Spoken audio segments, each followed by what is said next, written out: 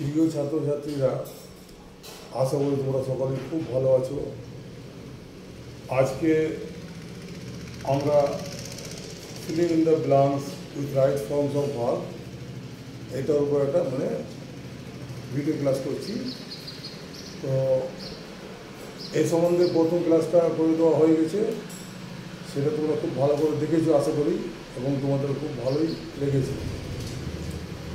যাই হোক, ক্লাসটা শুরু করার আগে একটা কথা বলতে চাই তোমাদেরকে, যেটা বর্তমানে আমরা দেখি যে সব ছেলেমেয়েরাই প্রায় ফোনের প্রতি এত আসক্তি, এত ফোনের প্রতি ঝোঁক যে সে বলার কথা না। আর এইটার কারণেই কিন্তু আমাদের পড়াশোনা ঠিক মনটা বসে না, বা পরীক্ষা আস্তে আস্তে আস্তে আমাদের খারাপের দিকে যাচ্ছে।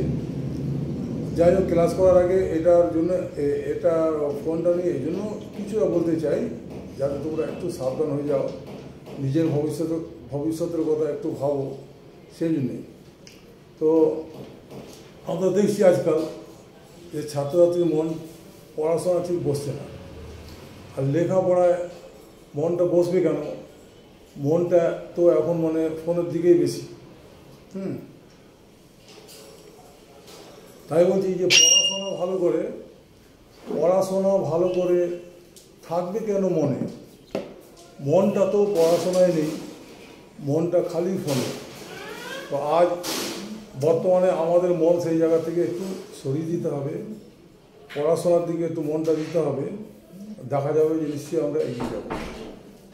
এবার শুরু করছি আমি তোমাদের ওই ভার্বটা নিয়ে ব্যাপারটা। তো আমি আগেও বলে দিয়েছি যে ভার্ব হচ্ছে বাক্যের মেন জিনিস। ভার্ব বোঝায় কাজ করা, ভার্বই বাক্যের মেন জিনিস। ভার্বকে যদি বাদ দিয়ে দাও, বাক্যের অর্থই ফিনিশ। ভার্ব না চিনলে ভয়েস নারেশন, জয়নিং সবই কঠিন আজ। ভার্ব চেনাটা খুব জরুরি, ভার্বকে চিনলে কাজের কাজ। তাই তোমাদেরকে বলছি, এই ধরনের প্রশ্ন উত্তর করার আগে আমাদের ভার্ব জাতীয় ওয়ার্ড বেশি বেশি করে লেখা দরকার, বেশি বেশি করে মুখস্থ করা দরকার, বেশি বেশি করে জানা দরকার। যাই হোক, আগের দিন আমাদের 5 নম্বর নিয়ম পর্যন্ত হয়েছিল, আজকে 6 নম্বর নিয়মটা তোমাদের সামনে আমি লেখার চেষ্টা করছি। তাহলে তোমরা বোর্ডে দেখতে পাচ্ছ 6 নম্বরটা নিয়ম। 6 নম্বর নিয়মটা হলো কিন্তু জাস্ট নাও, অর্থাৎ নাওয়ের আগে জাস্ট থাকলে সাবজেক্ট হ্যাভ এবং V3টা মাস্ট। আগের দিন আমরা আলোচনা করছি, যদি শুধু আমরা নাও দেখি, লাস্টে বাক্যের শেষে নাও দেখি, তাহলে ওটা প্রেজেন্ট কন্টিনিউয়াস টেন্সে ওই নিয়মে হবে। যেরকম আগে বলেছিলাম যে হি ড্যাশ, এবার ব্র্যাকেটে যে রিড আছে নাও, তাহলে ওটা হি ইজ রিডিং নাও। কিন্তু এবার তোমরা একটু লক্ষ্য করবে যে নাওয়ের আগে যদি জাস্ট ওয়ার্ডটা থাকে, তো আমাদের বুঝতে হবে যে এর অনুবাদটা বা এর ভার্বের ফর্মটা হবে প্রেজেন্ট পারফেক্ট টেন্সের মতো। সাবজেক্ট পরে হ্যাভ এবং V3 হবে। তো এবারে তোমাদের আরেকবার নিয়মটা বলছি যে কিন্তু জাস্ট নাও, অর্থাৎ নাওয়ের আগে জাস্ট থাকলে সাবজেক্ট হ্যাভ এবং V3টা মাস্ট। এক্সাম্পল করে রাখো, এখানে কাছে he has finished the work just now. এবার ধরো এখানে এটা তোমাদের শূন্যস্থান থাকবে হ্যাজ ফিনিশ, এখানে ব্র্যাকেট ফিনিশ থাকবে, হ্যাজ ফিনিশ থাকবে, ফিনিশিং থাকবে। কিন্তু যখনই আমরা জাস্ট নাও কথাটা দেখবো, জাস্ট এবং নাও দুটোই, নাওয়ের আগে যখন জাস্ট আমরা দেখবো, তো আমাদের বুঝে নিতে হবে যে এখানে প্রেজেন্ট পারফেক্ট টেন্সের নিয়মের মতো হ্যাভ নেওয়ার পর ভার্বের 3 নম্বরও মানতে হবে। আর একটি উদাহরণ তোমরা একই রকম দেখবে, Rima has left the place just নাও। রিমা এইমাত্র স্থানটি ত্যাগ করেছে। তাহলে এখানেও জাস্ট নাও আছে, আর সেই জন্য আমরা এখানে হ্যাজ লেফট লিখেছি, হ্যাজ লেফট। কখনো হ্যাজ লেফট হতে পারে, আবার সাবজেক্ট অনুযায়ী ওটা হ্যাভ লেফটও হতে পারে। ঠিক আছে, তো দুই জায়গায় হ্যাজ লেফট আছে, দুই জায়গায় 3% সিঙ্গুলার নাম্বারের এক্সাম্পল আছে বলে ওটা হ্যাজ হয়েছে। তাহলে হ্যাভ হতে পারতো, যদি ওটা হতো দে, তাহলে আমরা লিখতাম they have left the place just now.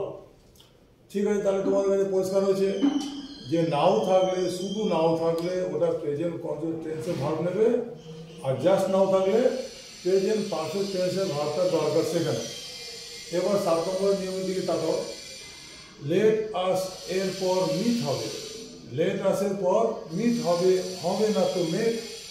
Late আসের পর করতে হবে 1 নম্বর ভার্ব সেট। তাহলে যখনই বাক্যটা লেটাস দিয়ে শুরু হবে, অর্থাৎ লেট থাকলেই হবে।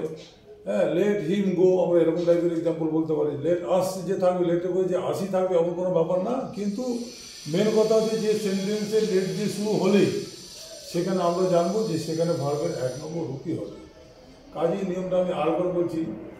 লেট আসের পর মিট হবে, হবে না তো মেক। লেট আসের পর করতে হবে 1 নম্বর ভার্ব সেট। 1 নম্বর ভার্বটি এখানে মেলাতে হবে, সেট করতে হবে, তা নাহলে ভুল হয়ে যাবে। এবার দেখো এখানে এক্সাম্পলটা আছে, let us meet the headmaster. চলো আমরা প্রধান শিক্ষকের সাথে সাক্ষাৎ করি। বিতে আছে লেট আস লার্ন ইংলিশ, এসো আমরা ইংরেজি শিখি। তাহলে এখানে লেট আস যখনই আমরা লেট বলছি, সেখানে লার্নের লার্নিং, লার্ন বা অন্য কিছু কোনো ফর্ম আসবেই না 1 নম্বর ফর্ম ছাড়া। ঠিক উপরে এতে এক্সাম্পল তোমরা দেখতে পাচ্ছ, লেট আস মিট, সেখানে মিটিং বললেও ভুল হবে, মেট বললেও ভুল হবে। অর্থাৎ এক কথায় সেন্টেন্সে লেট থাকলে ভার্বের যে রূপটি হবে সেটি 1 নম্বরই হবে। এটা তোমরা ভালো করে মনে রাখবে। আশা করি এটা বুঝতে পেরেছ। তাহলে তোমরা 7 নম্বর নিয়মটা শিখলে। এবার 8-এর দিকে আসো। 8 নম্বর নিয়মে লিখেছি, আদেশ উপদেশ অনুরোধ। আদেশ উপদেশ অনুরোধ যদি বোঝায় তবে ভার্ব দিয়েই বাক্য কিন্তু শুরু করতে হবে। এখানে ভার্ব দিয়ে শুরু করা মানে 1 নম্বর ভার্ব দিয়ে। হ্যাঁ, তো দাদা সেখানে লিখেছি 1 নম্বর ভার্ব দিয়ে বাক্য শুরু করতে হবে। আর ভার্ব দিয়ে বলতে তোমাদের তো বুঝতে অসুবিধা হবে, ওই জন্য 1 নম্বর ভার্ব দিয়ে বাক্য শুরু করতে হবে। 1 নম্বর ভার্ব দিয়ে বাক্য।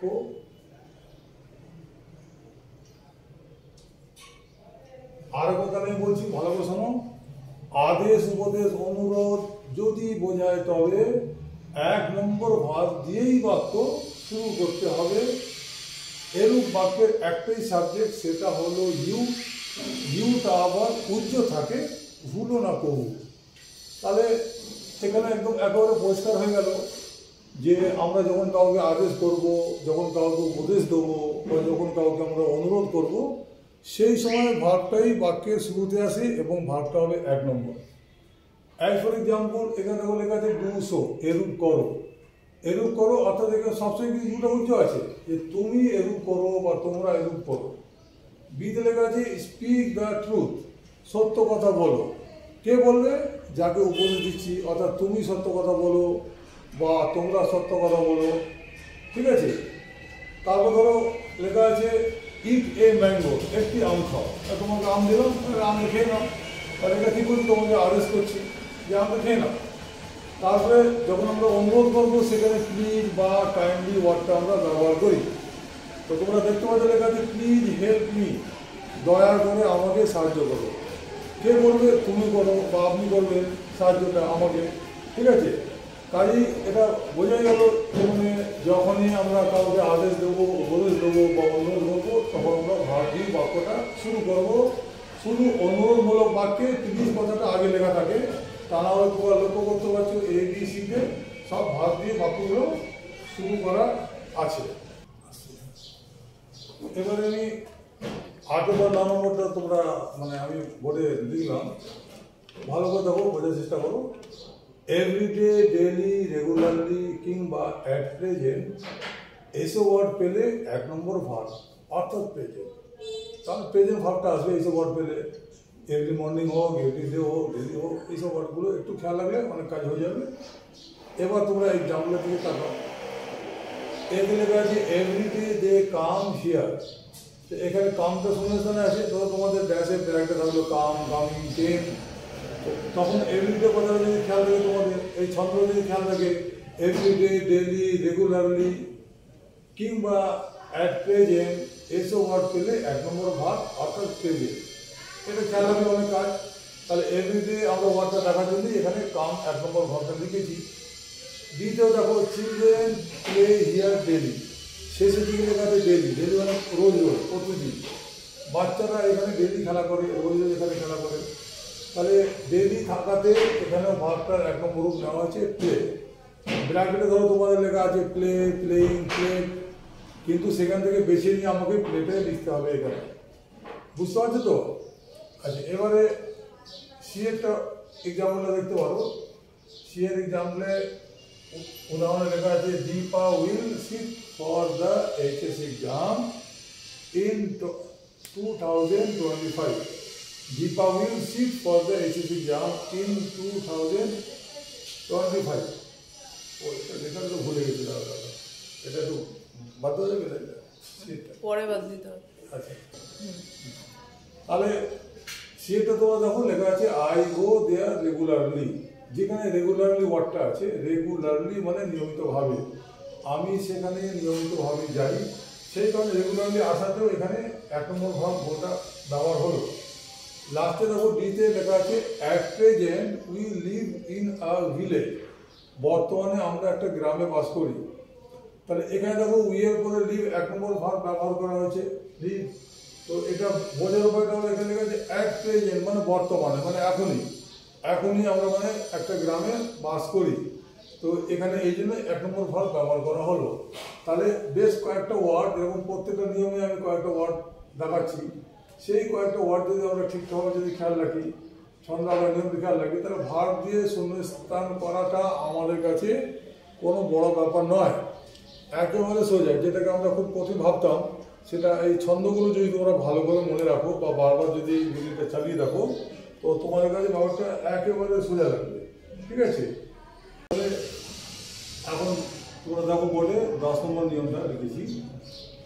এখানে লেখা আছে টুমোরো, দ্য নেক্সট ডে, কিংবা ভবিষ্যতের সাল, থাকলে সাবজেক্টের পর শ্যাল উইল, ভুলে গেলে গোলমাল। অর্থাৎ নিয়মটা খুব ভালো করে খেয়াল রাখতে হবে, ভুলে গেলে কিন্তু সমস্যা হয়ে যাবেই। ওই জন্য বলছি, আমি আরেকবার ভালো করে শোনো এবং মনে রাখার চেষ্টা করো।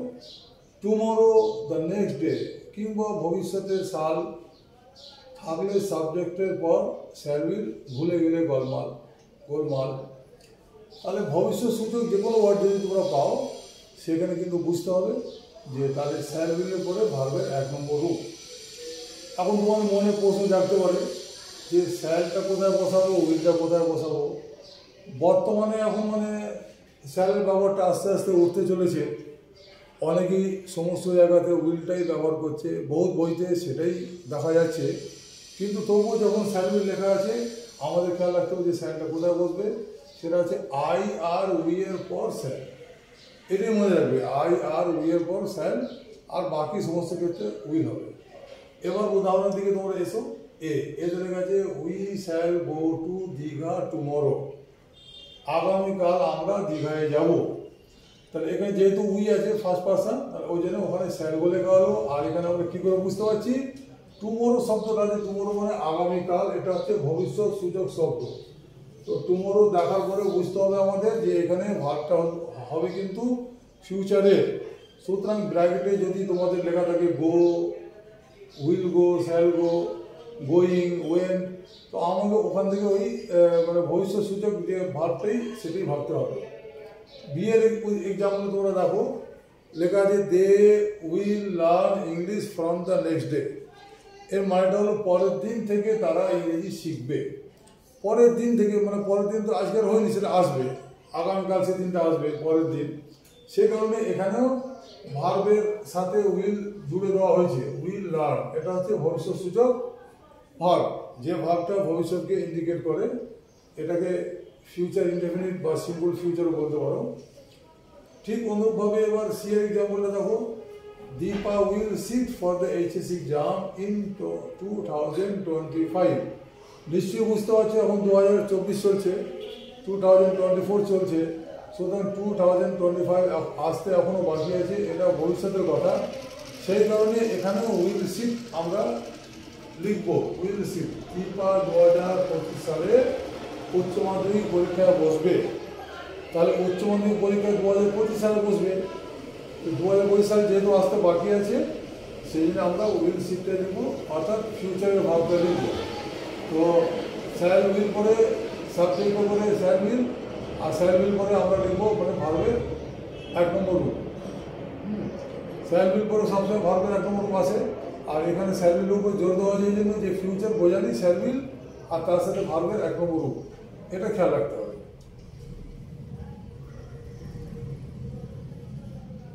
আচ্ছা ঠিক আছে।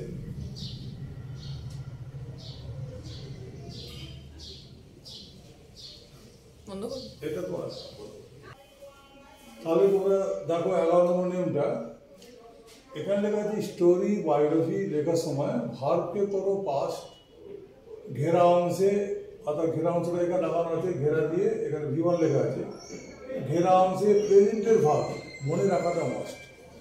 তাহলে রাইটিং স্কিল অনেকের কাছে একটা বড় সমস্যা, এইসব নিয়ে পরে তোমাদের বিস্তারিত আলোচনা করবো, কিন্তু তবুও এখানে ভার্বের ব্যাপারটা যেহেতু এসেছে তাই আমি বলতে চাই যে স্টোরি লেখার সময় হোক বা বায়োগ্রাফি লেখার সময় হোক, এই সময় ভার্বটাকে আমরা কিন্তু 2 নম্বর রূপে লিখবো, অর্থাৎ পাঁচটি লিখবো, এটা আমাদের অবশ্যই খেয়াল রাখতে হবে।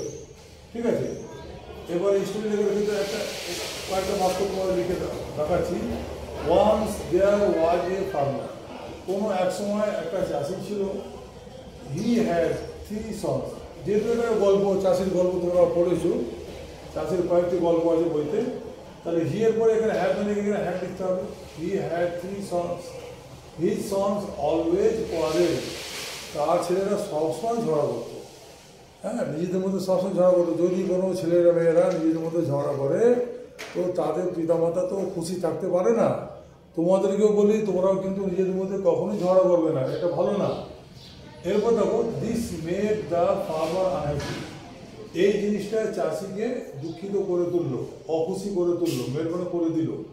তাহলে আমরা দেখতে পাচ্ছি এখানে হ্যাড ব্যবহার হলো, তার আগে ওয়াজ ব্যবহার হলো, তারপরে কোয়ারেল ব্যবহার হলো, তারপরে মেড ব্যবহার হলো। এবার বাক্যটা দেখো, the farmer said to his sons, চাষি তার ছেলেদেরকে বলল। এবার দেখো কমা আছে, inverted comma start, why you always quarrel, কেন তোমরা সবসময় ঝগড়া করো। এই অংশটা যেহেতু ইনভার্টেড কমার মধ্যে আছে, সেই কারণে এখানে ভাবটা প্রেজেন্ট হয়েছে। কাজেই গল্প লেখার সময় তোমাদের সবসময় খেয়াল রাখতে হবে যে ঘেরা অংশের ভাবটা আমরা প্রেজেন্টই লিখব, তা না হলে সবগুলো পাঁচটি অর্থাৎ 2 নম্বর ভাবটা লিখে যাবে। এবার বায়োগ্রাফির ক্ষেত্রে এসো, বায়োগ্রাফির ক্ষেত্রে যেহেতু এটা অতীতের ঘটনা থাকে, কারোর সময় বায়োগ্রাফি লেখা মানে বেশিরভাগ তো ওটা পাঁচটির ব্যাপার থাকে। ঠিক আছে, তো এখানে দেখো লিখেছি বায়োগ্রাফির ক্ষেত্রে তোমার জন্ম তারিখ সবই লেখা হয়, তো এখানে শর্টকাটে বুঝিয়েছি, ওটা পুরোটা দেয়নি, কিন্তু মোটামুটি বায়োগ্রাফি লিখতে গেলে যে ভার্বের পাস্ট ফর্ম আছে সেটা আমি তোমাদের এখানে দেখাবার চেষ্টা করেছি। মোহাম্মদ সাল্লাল্লাহু আলাইহি ওয়াসাল্লাম was the greatest man of all, Mohammad ছিলেন সাল্লাল্লাহু আলাইহি ওয়াসাল্লাম ছিলেন সমস্ত মানুষের মধ্যে মহান। তো এখানে দেখো ওয়াই ভার্বটা আমরা নিয়েছি, এখানে ব্র্যাকেটে তোমাদের বি ভার্ব থাকবে। হ্যাঁ, এই কথাটা একটু বলে দিই, ভার্ব দিয়ে শূন্যস্থানে অনেকেই বি ভার্বটা ঠিক বুঝে উঠতে পারে না, বিটাকে ভুল করে অনেকেই বিটাই বসিয়ে দেয়। যে বি ভার্বটা কি, আমি এ সম্বন্ধে আরেকবার তোমাদের বলে দিচ্ছি। বি মানে হচ্ছে হওয়া, আর এম ইজ, আর এম মানে হই, ইজ মানে হয়, আর মানে হও, অর্থাৎ হওয়াটাই বোঝায়। কাজেই এই বি ভার্ব বলতে এম ইজ আর কেই বোঝায়, এটা তোমরা ভুলে যাবে না, এটা আগে ভিডিওতেও বলেছি। ভালো করে শোনো, আমি বলছি বারবার, বি ভার্বের 1 নম্বর হলো এম ইজ আর। এবার শোনো ভালো করে, করো একটু কেয়ার, বি ভার্বের 2 নম্বর হলো ওয়াজ ওয়ার। তাহলে বি ভার্বের 2 নম্বর ওয়াজ ওয়ার, যদি ব্র্যাকেটে বি থাকে, আবার কোথাও কোথাও বিটাও ডাইরেক্ট ব্যবহার হয়ে যেতে পারে। যেরকম মনে করো কোনো বাক্যের মধ্যে দেওয়া আছে dash good boy, dash a good boy, সেখানে বি ভার্ব দেওয়া আছে। তো ওখানে আমরা যেহেতু জানি, একটু আগে আলোচনা হলো যে ইমপারেটিভ সেন্টেন্সে ভার্বটার আসল রূপটাই বসে যায়, 1 নম্বর ফর্মটাই বসে যায়। তো এখানে বিটা নিজেই বসে যাবে, বি আ গুড বয়, একটি ভালো ছেলে হও, বি মানে হও, বি আ গুড বয়, একটি ভালো ছেলে হও। আবার বি ভার্বে তাহলে 1 নম্বর হচ্ছে অ্যামিজার, 2 নম্বর ওয়াজ ওয়ে, আর বি ভার্বে 3 মনে রাখবে বিন, বি ভার্বে 3 মনে রাখবে বিন। যখনই কখনো বি ভার্বের 3 নম্বর রূপ প্রয়োজন হয়ে পড়ে, সেখানে তোমাদেরকে বিনই লিখতে হবে, B double E N been. যাই হোক এখানে দেখো he was born in Mecca in 570, তিনি মক্কাতে জন্মেছিলেন 570 সালে। একটা অতীতের সাল আছে, অতএব ভাবে 2 নম্বর রূপটা এখানে হবেই। তারপরে লেখা হি বিলংড টু কুরাইশ ফ্যামিলি, ব্র্যাকেটে ওখানে বিলঙ্গিং এসব লেখা থাকতে পারে, কিন্তু যেহেতু আমরা বায়োগ্রাফি লিখছি, একজন সম্পর্কে লিখছি, অতীতের ঘটনা লিখছি, তাহলে আমাদের খেয়াল রাখতে হবে যে ভার্ব এখানে 2 নম্বরই হবে বিলং মানে সম্পর্ক ছিল, তার সম্পর্ক ছিল কুরাইশ বংশের সঙ্গে। মোহাম্মদ ব্র্যাকেটে ডি লেখা আছে, ডিতে দরুদ শরীফ, মোহাম্মদ নামটা শুনলে তো সাল্লাল্লাহু আলাইহি ওয়াসাল্লাম বলতে হয়, ওই জন্য ব্র্যাকেটে ডিটা লিখে দিয়েছি। তো মোহাম্মদ সাল্লাল্লাহু আলাইহি ওয়াসাল্লাম was a very kind and honest man, এখানেও ওয়াজ আমাদের লিখতে হলো। কাজেই বোঝা গেল যে যখন আমরা বায়োগ্রাফি লিখবো আমরা সবসময় ভার্বে 2 নম্বর রূপটাই লিখবো। হিস্টোরির ক্ষেত্রেও একই কথা, কিন্তু যখনই কোনো বাক্যটা ইনভার্টেড কমার মধ্যে আসে তখনই আমরা জানি যে ওটা ভার্বের 1 নম্বর রূপটা হবে। আশা করি এটা বুঝতে পেরেছ। হ্যাঁ, তাহলে এবার দেখো 13 নম্বর, তোমরা এখানে লেখা আছে সেন্টেন্সের সাবজেক্টটি নিষ্ক্রিয় থাকে যখন ভার্বের প্যাসিভ ফর্ম ব্যবহার করো তখন। তাহলে সেন্টেন্সে সাবজেক্টটা নিষ্ক্রিয় মানে সাবজেক্টটা যখন নিজে কাজ করে না, subject does not do anything itself, তখন ওরা নিষ্ক্রিয়। সেন্টেন্সের সাবজেক্টটি নিষ্ক্রিয় থাকে যখন ভার্বের প্যাসিভ ফর্ম ব্যবহার করো তখন। কীরকম এবার এক্সাম্পলটা দেখলে তোমরা বুঝতে পারবে। এবার এতে লেখা আছে ফুটবল ড্যাশ, ব্র্যাকেটে দেখতে পাচ্ছ প্লে ইন দিস ফিল্ড, এই মাঠে ফুটবল, এবার প্লে আছে এখানে। এবার যদি আমরা এখানে লিখি ফুটবল ইজ প্লেইং বা যদি লিখি ফুটবল প্লে, তাহলে কিন্তু এটা বাক্যটা ঠিকঠাক হবে না। কারণ কি ফুটবল তো খেলে না, ফুটবল খেলছে না কাউকে, বরঞ্চ ফুটবলটাকে খেলা হয়, তাহলে কারোর দ্বারা যে কাজটা করে সেই সক্রিয়। তাহলে এখানে মানে যে কাজটা করে তাকে উচ্চ রাখা হয়েছে, এই জন্য প্যাসিভ ভয়েসে মাঝে মাঝে বাক্যটা দরকার পড়ে। কাজে ফুটবল যখন নিজে খেলে না, খেলা হয়, তাহলে আমরা এখানে প্যাসিভ ভয়েসে বলবো ইজ, তারপরে played. Football is played in this field, এর মানেটা হলো এই মাঠে ফুটবল খেলা হয়। কাজে আমরা এখানে নেব ইজ প্লেড। যারা প্যাসিভ ভয়েসে ভালো করে শিখেছো তারা এই ধরনের শূন্যস্থানটা সহজে বুঝতে পারবে বা করতে পারবে। এবার দেখো এখানে তোমরা পরিষ্কার বুঝতে পারবে। বিয়ের এক্সাম্পলটা দেখো, বেগার্স ড্যাশ হেল্প, ভিখারিরা ড্যাশ হেল্প। এবার যদি হেল্পটা আমি ডাইরেক্ট এখানে বসিয়েও দিই যে ভিখারিরা সাহায্য করে, এবার তোমরা ভাবো তো এটা শুনলেই তো হাসি পায় যে ভিখারিরা তো সাহায্য পাওয়ার জন্য এদিক ওদিক যায়, বাড়ি বাড়ি যায়, তো তারা কি করে সাহায্য করবে? তারা তো নিজেই গরিব, they themselves are poor, how they will help others. So we have to understand here, আমাদের এখানে বুঝতে হবে যে এখানে ভিখারিরা কাউকে সাহায্য করতে পারে না, বরঞ্চ ওদেরকে সাহায্য করা হয়। কাজে এটা ওই আগের মতোই হবে, যেন ফুটবল ইজ প্লেড, ফুটবল খেলা হয়, এখানে ভিখারিদের সাহায্য করা হয়। এটাও প্যাসিভ গ্রুপে লিখতে হবে, বেগার্স আর হেল্প, HELPED হেল্প, 3 নম্বর গ্রুপ হয়ে গেল। বেগার্স আর হেল্প, ভিখারিদের সাহায্য করা হয়। সি এর উদাহরণ দেখো, ওখানে লেখা আছে এ থিফ ড্যাশ অ্যারেস্ট, ব্র্যাকেট আছে, ব্র্যাকেটে অ্যারেস্ট আছে ভার্বটা, আর ইয়েস্টারডে এখানে একটা সময় উল্লেখ করা আছে, ইয়েস্টারডে গতকাল। আমি আগে বলেছিলাম হোক অতীতের সাল কিংবা ইয়েস্টারডে ও লাস্ট, অতীত সূচক ওয়ার্ডটা পেলে ভার্বকে করো পাস্ট। সেহেতু এবার আমরা বুঝতে পারছি যে প্রেজেন্টে এই ইজ বা আর মতো ভাব লিখলে আর চলবে না, কারণ এখানে সময় উল্লেখ করা আছে, অতীতের সময়টা বোঝাচ্ছে। এবারে চোরটাকে, চোর কাউকে অ্যারেস্ট করে না চোরকে অ্যারেস্ট করা হয়, এ তো আমরা নিজে পরিষ্কারভাবে বুঝতে পারছি যে চোর তো কাউকে অ্যারেস্ট করতে পারে না, সে তো নিজেই চোর, সে তো পালাবার চেষ্টা করবে চুরি করে, আর তাকে অ্যারেস্ট করা হয়, তার পিছনে পুলিশ লেগে থাকে, লোক লেগে থাকে, আর তারপরে তাকে ধরার চেষ্টা করে, লাস্টে তাকে ধরা হয়ে যায়। তো এরকম ধরুন কোনো এলাকায় গতকালকে একটা চোর ধরা পড়েছিল, চোর ধরা পড়েছিল, চোর কাউকে ধরলো, এরকম বাক্য ধরতে পারে না, মিনিংলেস। তাহলে এখানে এ থিফ, এখানে হবে ওয়াজ, এ থিফ ওয়াজ অ্যারেস্টেড, আর ওখানে লেখা আছে ইয়েস্টারডে, তাহলে গতকাল।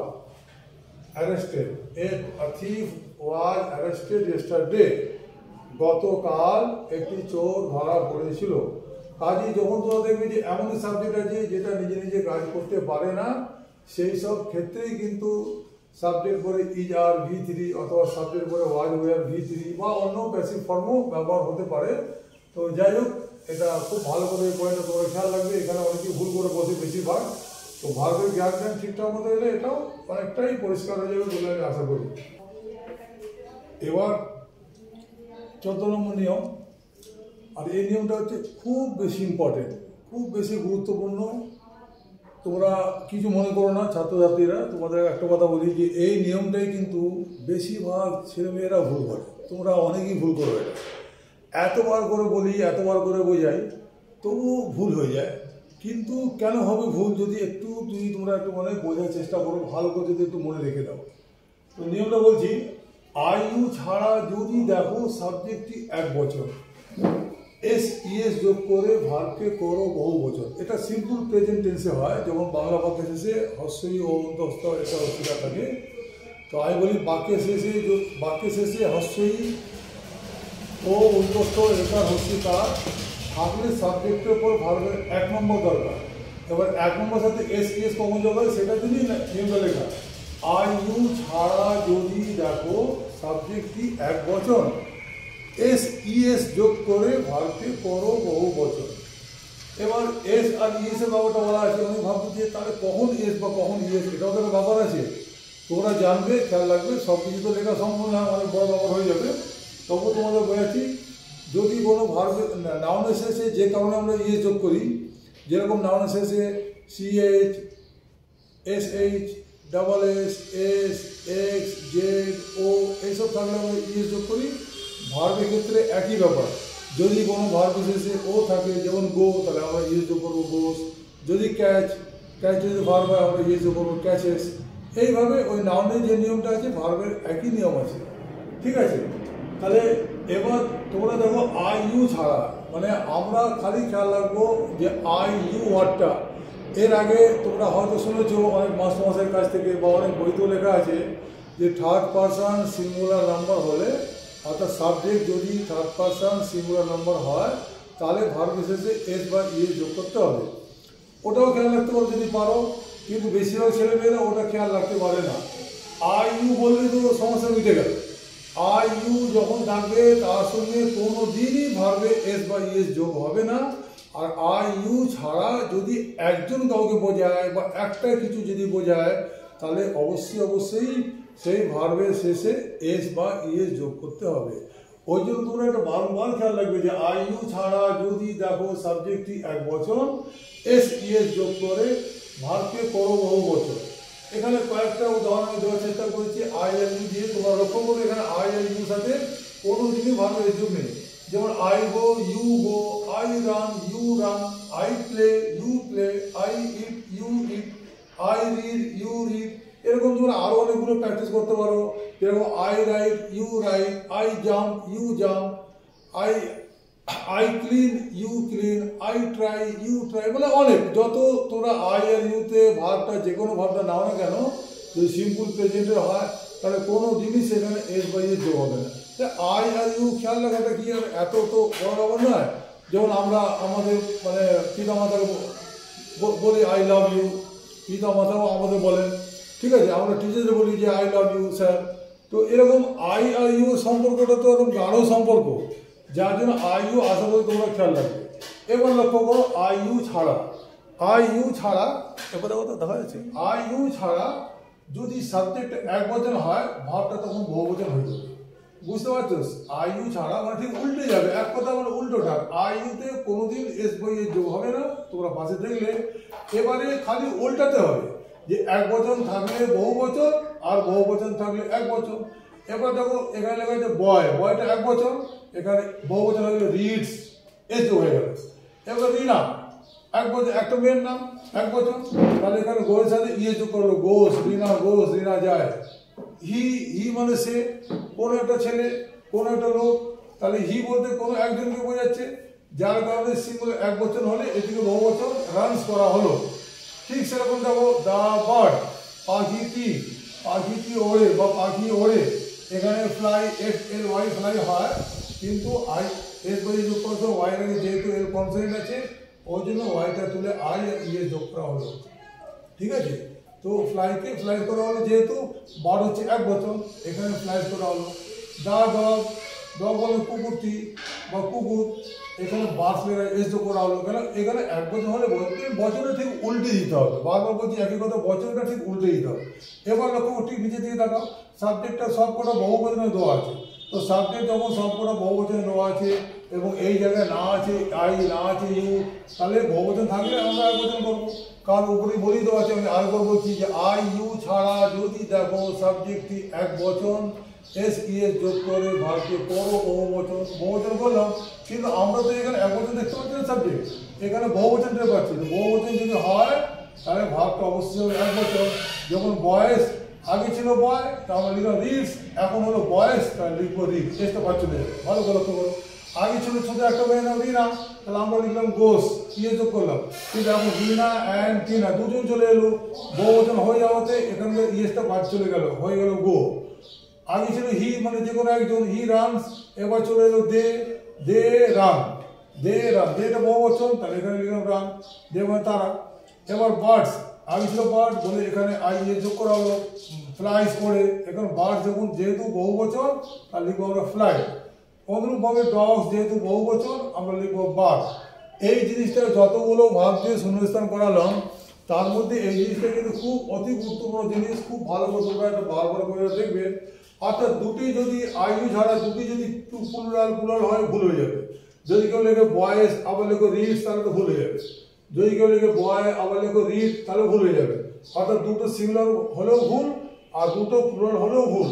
একটা সিঙ্গুলার হবে, একটা হবে plural. Subject singular, verb plural, subject plural, verb singular. তাহলে বলতে পারো ফর্মুলাটা এস হলে পি আর পি হলে এস, সিঙ্গুলার হলে প্লুরাল, প্লুরাল হলে সিঙ্গুলার। কিন্তু আমি আরেকবার বলি, ভালো করে বলি, এই ক্ষেত্রে অনেকে তোমরা খুব ভুলভাল করো, এটা খুব ভালো করে লক্ষ্য করে করবে। বিশেষ করে আই ইউটাকে ভুলবেই না, আই ইউ থাকলে কোনোদিনই ভার্বে এস বাই এস কিছুই যোগ হবে না। আশা করি ব্যাপারটা তোমার কাছে পরিষ্কার হয়েছে। তোমাদের ভিডিওটা কেমন লাগলো, আজকে 2 নম্বর এটা মানে filling the blanks with verbs এটা আলোচনা করলাম। যদি ভালো লাগে তোমরা অবশ্যই এটা লাইক করবে, সাবস্ক্রাইব করবে এবং গুরুত্বপূর্ণ আরও এরকম ভিডিও পাওয়ার জন্য অবশ্যই তোমরা সাবস্ক্রাইব করবে, বন্ধু বান্ধবদের শেয়ার করবে। আশা করি তোমরা খুব খুশি এই ভিডিওটা দেখে। Thank you very much.